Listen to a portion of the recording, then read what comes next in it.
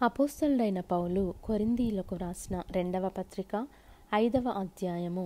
భూమి మీద మన గుడారమైన ఈ నివాసము శిథిలమైపోయినను చేత పనికాక దేవుని చేత కట్టబడినదియు నిత్యమైనదియునైన నివాసము పరలోకమందు మనకున్నదని ఎరుగుదము. మనము దిగంబరులము కాక వస్త్రము ధరించుకొనిన వారముగా కనబడుదుము. కాబట్టి పరలోకము నుండి వచ్చు మన నివాసము దీనిపైని ధరించుకొననపేక్షించుచు దీనిలో మూల్గుచున్నాము. ఈ గుడారంలోనున్న మనము భారము మోసుకొని మూల్గుచున్నాము. ఇది తీసివేయవలెనని కాదు గాని మర్త్యమైనది జీవము చేత మృంగివేయబడినట్లు ఆ నివాసమును దీనిపైని ధరించుకొనగోరుచున్నాము. దీని నిమిత్తము మనలను సిద్ధపరిచిన వాడు దేవుడే, మరియు ఆయన తన ఆత్మ అను సంచకరువును మనకనుగ్రహించియున్నాడు. వెలిచూపు వలన కాక విశ్వాసము వలననే నడుచుకొనుచున్నాము గనుక ఈ దేహములో నివసించుచున్నంత కాలము ప్రభువునకు దూరముగా ఉన్నామని ఎరిగియుండియు ఎల్లప్పుడూ ధైర్యము గలవారమై ఉన్నాము. ఇట్లు ధైర్యము కలిగి ఈ దేహమును విడిచిపెట్టి ప్రభువునొద్ద నివసించుటకు ఇష్టపడుచున్నాము. కావున దేహమందున్నను దేహమును విడిచినను ఆయనకిష్టలమై ఉండవలెనని మిగుల అపేక్షించుచున్నాము. ఎందుకనగా తాను జరిగించిన క్రియల చొప్పున అవి మంచివైనను సరే చెడ్డవైనను సరే దేహముతో జరిగించిన వాటి ఫలమును ప్రతివాడును పొందునట్లు మనమందరమును క్రీస్తు న్యాయపీఠము ఎదుట ప్రత్యక్షము కావలయును. కావున మేము ప్రభువు విషయమైన భయము నెరిగి మనుషులను ప్రేరేపించుచున్నాము.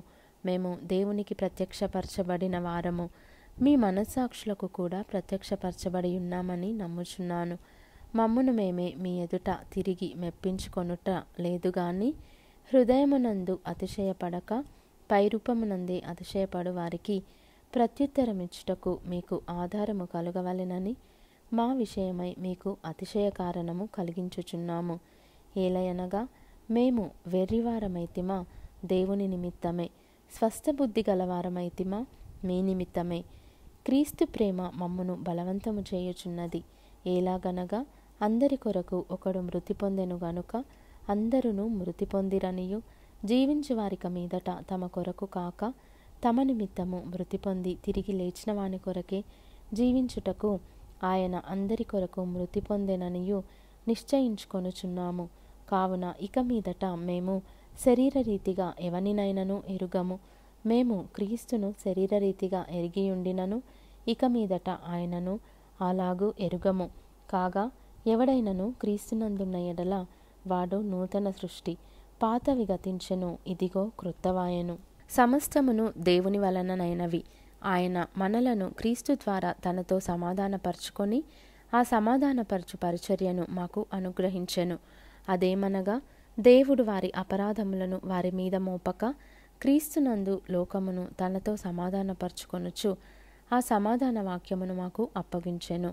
కావున దేవుడు మా ద్వారా వేడుకొనినట్టు మేము క్రీస్తుకు రాయబారులమై దేవునితో సమాధానపడుడని క్రీస్తు పక్షముగా మిమ్మును బతిమాలుకొనుచున్నాము. ఎందుకనగా మనం ఆయన యందు దేవుని నీతి అగునట్లు పాపమెరుగని ఆయనను మన కోసము పాపముగా చేసెను.